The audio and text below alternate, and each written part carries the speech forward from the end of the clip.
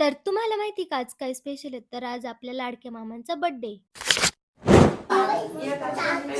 Happy birthday म्हणा. तर इकडे ना आपल्या लाडक्या गणमामाचा बर्थडे होता आणि इकडे एक सोडून डायरेक्ट 3-3 केक होते. कारण की आपल्या लाडक्या गणमामाचा बर्थडे होता म्हणून आहे ना मोठा वाढदिवस घालायचा होता.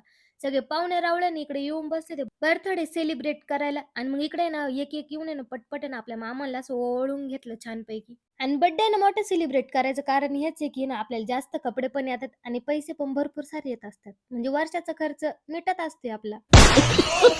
तर असं काही नाही. चला आता मामांचा बर्थडे सेलिब्रेट करूया.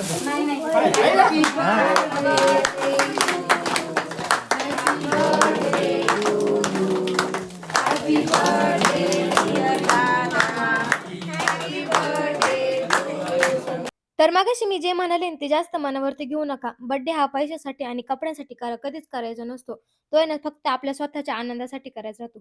मग इकडे ना बर्थडे सेलिब्रेट करून झालं आणि मग सगळ्यांनी इकडे मामाला केक खाऊ घातला. आणि इथं सुद्धा बर्थडे बॉयची ना खरंच जास्त मज्जा होती. कारण की जो येईल तो आहे ना केक खाऊ घालत होता. म्हणजे केक खायची एक मजाच राहते. आणि सगळ्यांनी इकडे कमेंटमध्ये ना हॅपी बर्थडे मामा नक्कीच म्हणून जा. आणि तुमचा बर्थडे कधी होता आणि असं मोठा बर्थडे सेलिब्रेट झाला की नाही आणि तो कसा सेलिब्रेट झाला मला कमेंटमध्ये नक्कीच सांगा.